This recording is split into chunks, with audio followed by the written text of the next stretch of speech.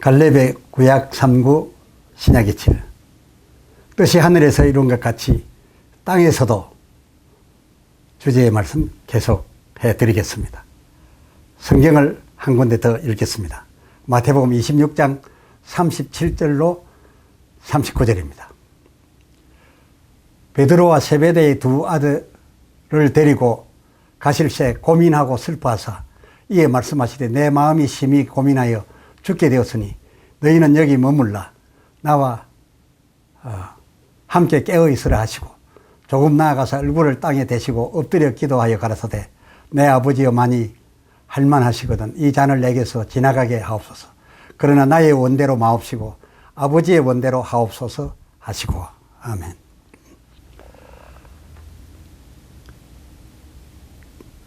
주 내용에 들어가기에 앞서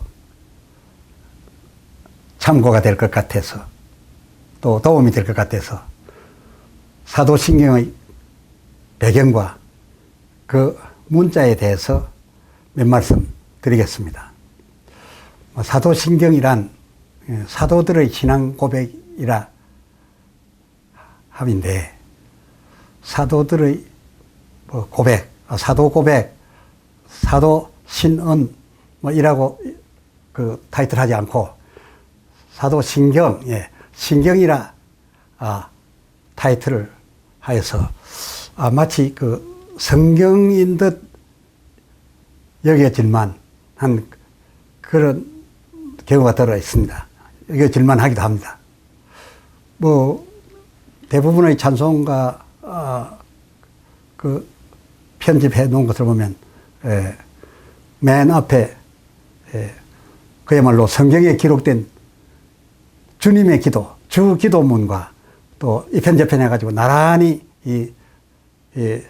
자리 잡게 하고서 사도신경이라 타이틀을 해놨으니까 주 기도문하고 복음으로 여길만 하지요. 이 사도신경문은 그렇지만은 성경 내에는 어디도 없고 또 사도들도 직접 이들이 이 문 만들어 가지고서 같이 외우거나 가르치지는 않은 것 같습니다. 그 어느 사도의 서신에도 또 어느 사도의 가르친 바에도 없음입니다. 아마도 한참 후대가 그 복음서에 나타난 옛 그 사도들의 신앙 사상을 토대로 해서 후대 교인들로 하여금 외워서 알게 할 목적으로 제작한 장문이다 그렇게 생각이 되어집니다. 그렇다라고 해서 사도신경 그 나름의 내용이 그 사도들이 고백하였던 그 신앙 고백과 다르냐? 다르다 할 수가 없습니다. 다르다 할 수가 없다 그것입니다. 다만 이 사도들은 문자 그대로 예수님의 제자들입니다. 예수님의 제자들로서 복음의 사도인 겁니다. 그러니까 사도행전 1장 8절의 예수를 증거하여야 하는 자들이었습니다. 그래서 이들은 그 예수 말고는 증거할 그런 그 의무 같은 것이 없다 해도 되는 사람들입니다. 일단 자기들이 증거할 내용은요. 그래서 찬송가에 수록된 사도신경의 그 음원 구조를 보면은 총 16줄, 대략 같을 겁니다. 16줄 음원으로 되어 있는데, 그 16줄 가운데 아버지 하나님에 대하여는 딱 전능하사 천지를 만드신 하나님 아버지를 내가 믿사오며, 거기 두 줄. 또 성령에 대하여는 성령을 믿사오며, 딱 한 줄입니다. 그래, 아버지 하나님에 대하여 두 줄, 성령에 대하여 한 줄, 이 석 줄인데 비해서 그 외아들 예수 그리스도에 대하여는 무려 9줄 분량입니다. 이게 사도들의 신경이니까 이게 맞다 그겁니다. 예수를 증거하려고 하는 의도로 했고 이들의 사명의 한계가 그것이었으니까요. 그 9줄 분량으로서 아들 예수님이 그야말로 그 문체도 보면 이 사도신경 내에서는 완전히 아들이 중심이자 주체가 되어 있다는 것을 알 수가 있습니다. 그러니까 사도들의 신경이기 때문에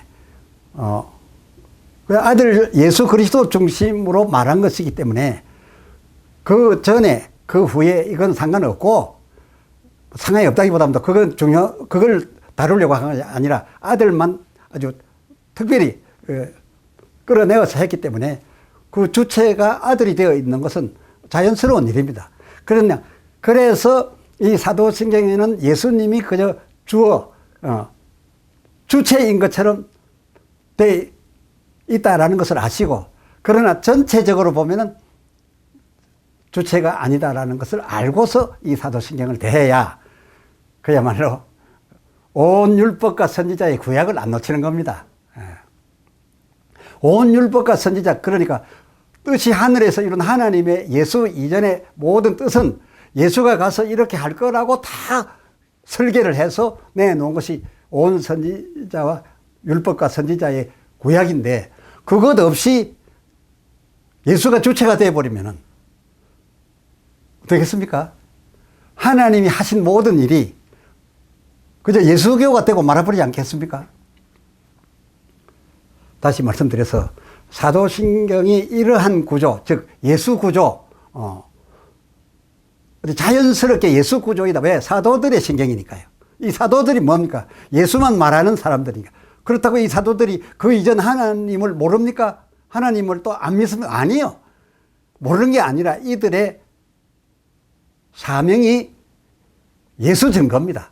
그래서 예수 구조로 되어 있다라는 것을 헤아려야 되는데, 이것을 헤아리지 않고 그저 이 사도신경이 아니라 온 성경 신경이라 이렇게 알고서 성경 모두의 집대성 신경인 줄 알다가는, 사도신경이 아니라 온 성경 신경인 줄 알고 받아들였다가는 하늘에서 이룬 것에 그 모세와 엘리야, 이사야와 그 제사장, 모든 선지자와 율법의 하나님에서 잘못하면 이탈될 수도 있다.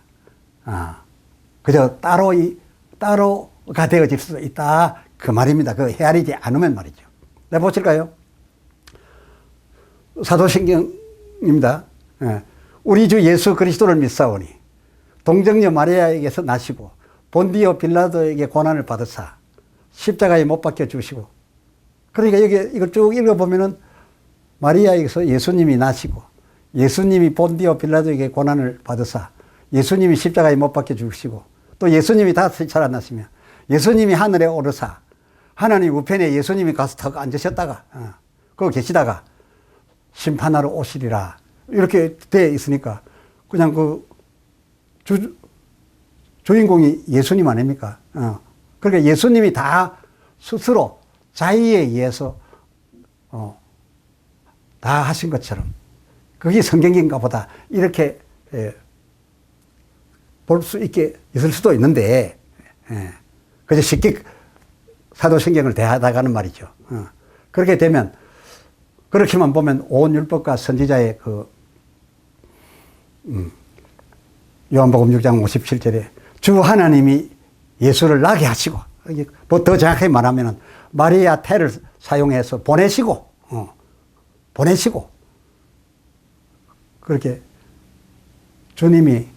예수님이 나시고 고난과 그 죽은 것을 예수님이 하신 것이 아니라, 이 본 주제의 주본문 스가랴 13장 7절에 하나님 아버지가 지신 것, 나에게 하나님 아버지가 보내시고 십자가에 죽게 하시고 인 것을 잘 못 헤아릴 수가 있다 그겁니다.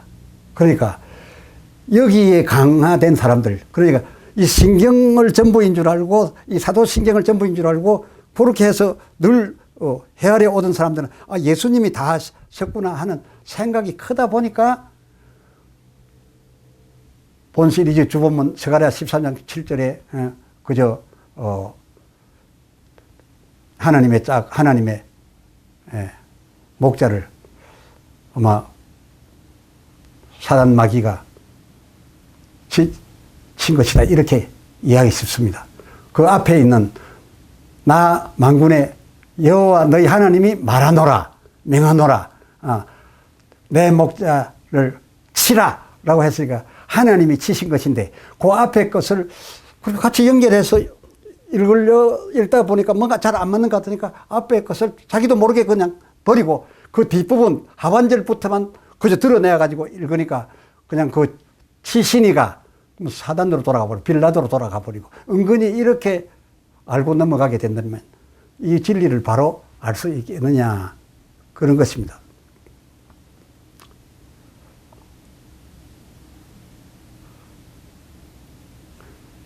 하나님이 그 우편에 누가복음 22장 69절에 앉게 하여 주신 것인데 이 사도신경이 그런 신경이라는 걸 잘 모르고 그런 지역적 땅에서의 부분이란 걸 모르고 하나님의 명예에 의해서 설계에 의해서 되어진 땅에서 되어진 하나님 설계 부분인 것을 설계 속에 들어간다는 걸 모르고 그냥 예수님이 다 하신 것처럼 그렇게 생각하게 된다면 하나님이 함께 하여 주시고 또 하나님이 심판하러 보내시고 하나님이 살려주시고 한 하나님은 그냥 성경을 읽지만은 묻히고 그저 하나님은 묻혀지고 예수님 당신의 주도로 오시는 겐 줄 그냥 오해를 참인 줄로 지식할 수도 있게 된다. 있게 될 수도 있다. 그런 걸 감안하시고 사도신경이 잘못된 것이 아니라 그 구조는 사도들이 자기들 한계에서 부분적으로 본 것이기 때문에 주인공에 앉혀놨지만은 전체적인 것을 묻어버리고 그것만 들춰내서 다라고 여기면은 아주 문제가 크다라는 것을 말씀으로 드린 겁니다.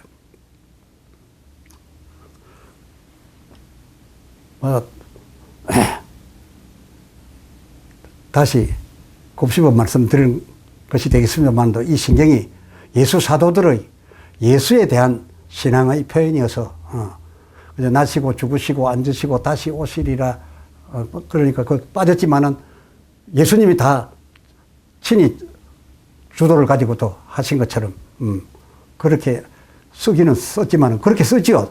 사도들의 신경이니까 그렇게 썼겠죠. 그러나 이 일들은 이 사도들보다 결코 하이라 할 수 없는 사도들보다 약하다 할 수 없는 사도들 위에 하나님의 하나님의 종들 율법 모세와 그 선지자들 그 하늘에서 이룬 뜻에 의해서 나게 하시고 고난 받게 하시고 죽음 당케 하시고 하나님 보좌 우편에 앉히시고 다시 보내시리라. 이 사도들보다 결코 그 수위가 낮다, 지위가 낮다라고 할 수 없는 무게와 부피와 크기가 낮다라고 할 수 없는 하나님의 사람들. 예. 이 사람들이 만들어 놓은, 사람들에 의해서 세운 높으신 하나님의 하늘의 뜻 아래서 한 부분 이루어진 것이 사도신경인지라 이것을 우리는 알아야 된다. 사도들은 예수를 주체처럼 써야 맞지만은 그걸 읽는 우리는 이것이 큰 하나님의 거대한 뜻 설계 속에 땅에서 이룰 바 예수 부분 이다라는 것을 알고서 늘 사도신경에 접근해야 진리에서 떨어져 나가지 아니한다. 그것입니다. 이해를 돕기 위해서 말씀드리면 이 검찰청 수사관이 현장에 와서 수사를 함에 있어서 주위 사람들이 보면 그 수사관은 보이죠. 그래서 사람들이 말하기를 아이고 수사관이 저 집에 와서 압수수색도 하고 아이고 그 사람을 수갑 채워 가지고 가서 구치소에 수감시켰다. 수사관이 그래서 압수수색하고 수갑 채우고 구치소에 수감시켰다라고 하는데 그 사람들이 말하기 옆에서 보는 사람들은 그저 수사관이 했다라고 합니다. 그러니까 그 부분만 말하는 사람들은 사도들이 예수님만 말할 때에 예수님이 나시고 받으시고 죽으시고 부활하시고 다시 오시리라 기록하는 것이 아주 자연스러워서 그렇게 기록했다라고 해서 그 기록을 전부인 것처럼 그냥 읽고 외우고 그렇게 지식으로 받아들여서 예수님이 나시고 오시고 죽으시고 오르시고 라고 여긴다면은 그 수사관이 압수수색하고 수갑 채워가고 구치소에 갔다 감옥에 넣더라 이렇게 하는 것과 똑같지만 그 수사관의 행위가 어디 수사관 마음대로 된 겁니까? 수사관은 일꾼이었어요. 수사관의 모든 그 수사 과정이 청에 계신 검찰청에 계신 검사장 그 하명에 의해서 보내서 그대로 합니다. 틀리게 하면 안 됩니다. 틀리게 할 때는 다시 여쭤보고 물어보고 허락을 받아서야 할 수 있습니다. 그러니까 그 하명에 순종했을 뿐입니다. 그러니까 정확하게 말하면 수사관은 그자에 대해서 수사관의 어떤 결정이라는 것은 1도 없고 전부 검찰에서 검사장이 누구를 잡아가고 어떻게 했다. 그게 이제 맞는 거 아닙니까? 그러니까 모세율법과 온 선지자의 하나님의 뜻에 의해서 이 아들이 와서 그대로 했다라고 한다면은 전부 그런 피동이 되는 겁니다. 예수의 행동은 이 뗄 수 없는 두 가지 구약과 신약 떼어서는 안 됩니다. 그 예수님께서 유대인과 이방인이 나중에 합쳐야 된다 하는 것이 무슨 사람이 합치고 한 집에 살고 한 나라에 살고 그게 아니라 구약과 신약, 히브리어와 헬라어, 구약과 신약이 딱 엮어져야 이것이 온전하다는 겁니다. 그래서 이렇게 된 것이 맞는 것이 예수님 하신 말씀 모릅니까? 요한복음 17장 8절에 당신께서 이 땅에 와서 하신 이 선포한 언어들이 자의로 말한 것이 하나도 없고 또 당신이 와서 행동한 행동들이 자기 자의의 결정에 의해서 된 것이 정말 요즘 흔한 말로 1도 없다.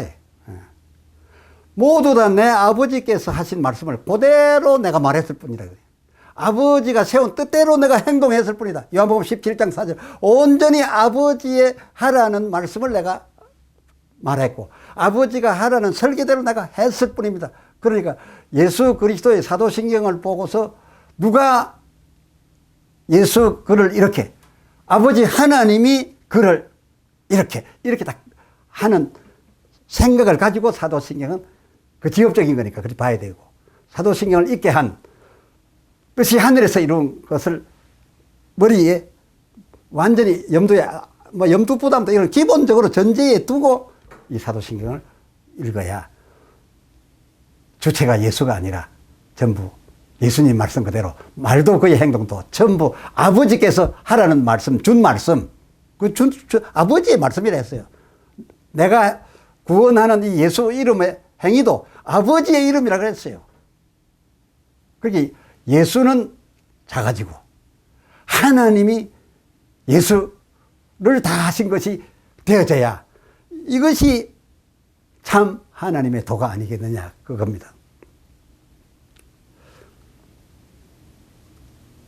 예수 자기를 기록한 바 모델이었던 이삭이 그 모리아산 그 제물로 올라가면, 제물대로 올라가면서도 자기가 제물인 줄을 처음에는 몰랐다가 사한들을 물리치고, 나무를 이제 자기가 짊어지고 이제 마지막 제단이 보이는데 올라가게 되는데, 아무것도 없는데 자기를 대고 칼을 차고, 아버지가 칼을 차고 올라가니까, 아버지, 나무는, 태울 나무는 있는데 왜 제물은 없습니까? 라고 물어보았던 이삭은 순간에 짐작은 되지만은 전혀 몰랐던 겁니다. 어찌 될지 몰랐던 겁니다. 예. 마찬가지로 이 예수님께서 그의 나시고 죽으시고 등의 그 앞으로 일어날 모든 일들에 대해서도 이 예수님도 실제로 알 듯이셨지만은, 알 것 같기도 했지만은 실제로는 모르셨습니다. 그래야 예수님 자기에 대하여 기록된 구약을 그대로 이루어 드리는 게 되는 거죠. 이삭처럼 되는 거죠. 이것이 그렇습니다. 아들 예수의 한계요. 이것이 아들 이삭의 한계요. 그리고 그들 실체였다 그겁니다. 왜 아니겠습니까? 오늘 땅에서 부분 말씀드리기 위해서 처음 쉬고 난 다음에 읽었던 본문이 마태복음 26장 37절로 39절인데, 그거 보십시오. 몰아닥친 그 예수님 죽음의 환경에서 그 37절 하반절, 고민하고 슬퍼하사. 아니, 예수님 당시께서 아시고 지금 내 죽으러 간다. 사도신경 글 그대로 예수님 주체로 다 했으면 이렇게 고민하고 슬퍼하사. 38절, 그 제자들에게 말씀하시기를, 내 마음이 심히 고민하여 죽게 되었다. 이런 말씀 하실 이유가 있습니까? 이삭 같아서 한 거죠, 실제로. 그리고 39절 그 중반절에도 보면, 내 아버지여, 할만하시거든. 이 잔을 내게서 지나가게 하옵소서. 이렇게 기도하기를 얼굴을 땅에다 대고 하셨고, 누가복음 22장 44절을 보니까 그 기도를 계속 할수록 그 땀방울이 핏방울 같았다고 했어요. 그리고 이런 기도를 하시고, 기도할 때 그 땀방울이 핏방울 같이 되도록 기도를 하셨는데, 그러면 이거 가식입니까? 이름에도 불구하고 예수님이 그야말로 자의로 나시고 자의로 죽으시고 자의로 오르시고 자의로 우편에 앉으시고 라고 하는 그야말로 신경 문자 그대로이겠습니까?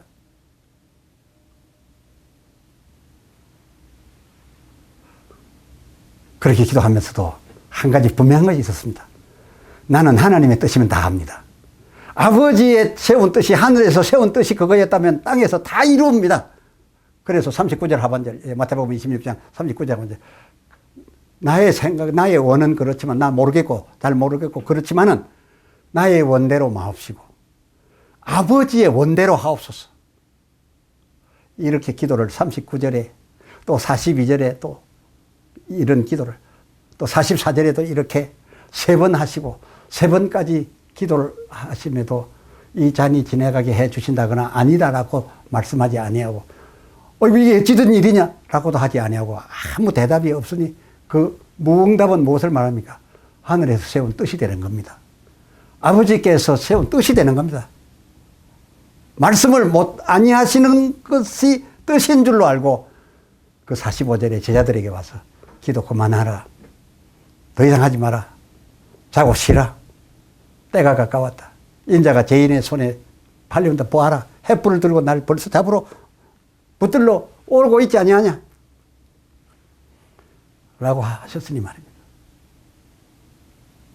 예수님은 그야말로 그때까지만 해도 하늘에서 세운 뜻에 따라서 자기가 어떻게 되어질 것이, 이번 이 6월절인지 또 한 해 더 후 6월절인지도 몰랐고, 아무리 봐도 이 6월절 같으니까 땅에 떨어지는 땀방울이 핏방울 되도록까지 할만하시거든. 이 죽음의 잔을 내가 받지 않게 하여 주옵소서. 아무래도 하늘에서 세운 뜻이 이해 6월절에 내가 이렇게 제물로 올라가야 되는 것이, 이 잔을 내가 받아야 하는 것이 맞지도 싶으신데 그러하옵니까? 이런 핏방울의 기도를 들으시고도 전능하신 당신의 하나님이 그 전능을 접으시고 가만히 계시니, 예. 이제는 알듯하였습니다. 제자들 보고도 기도 더 하지 말라셨던 겁니다.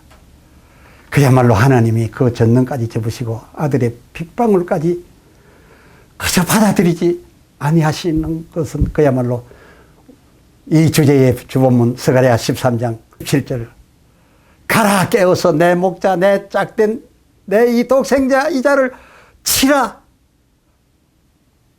라고 하셨던 것이 바로 만군의 여호와 그가 하셨던 것, 바로 이것이 이 땅에서 이루어짐이었습니다. 공의의 하나님께서 그 공의를 아들 예수의 이렇게 기도하는 기도의 응답으로 응답으로서 베풀지 아니하고 이 공의를 아들에게 베풀지 아니하시고 생각을 바꾸어서 그 아들 죽이실 일을 포기하셨다면 우리 인생은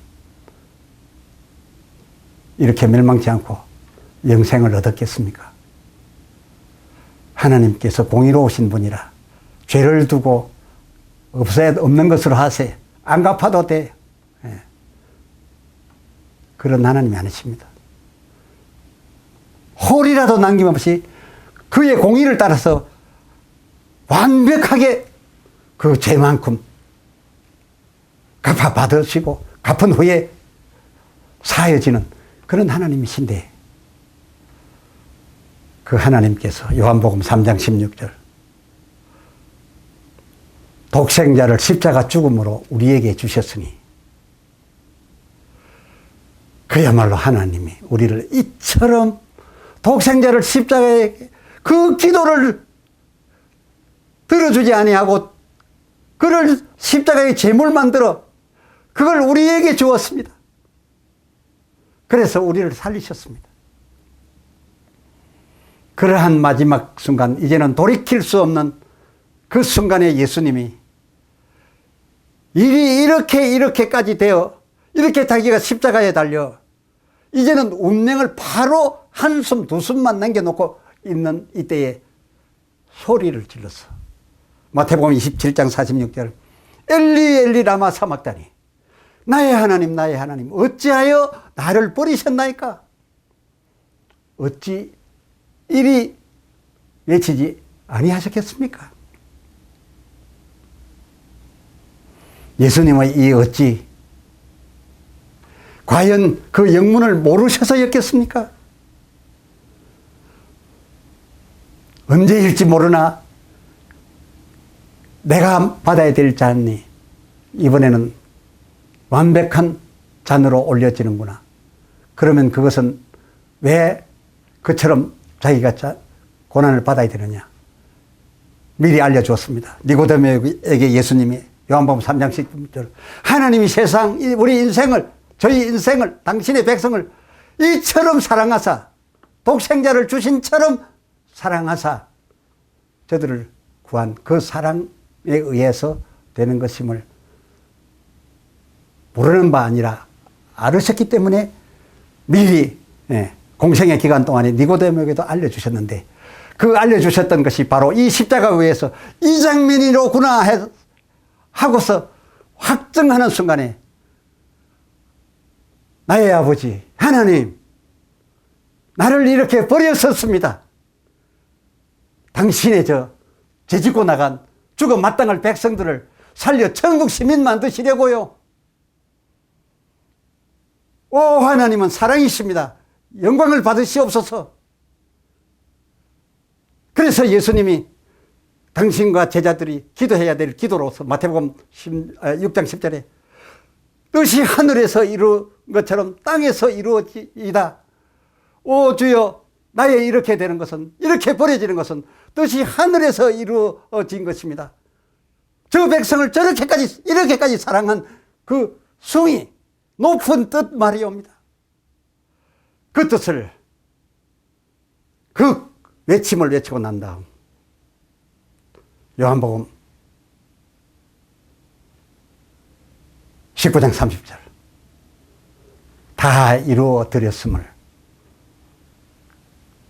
기뻐하며 만족하며 고개를 떨구셨습니다. 이 전부이신 성부, 그리고 그 성부의 높은 뜻 성이 땅에서 다 이루어드린 성자, 그리고 이 모든 사실을 믿게 하며 성부와 성자의 전능하신 그 권능으로 우리를 보호하사 천국에까지 이끌어가실 성령, 그야말로 온 성부, 그의 성자, 그리고 성령, 영원 무궁 영광을 받으시옵소서. 할렐루야. 아멘.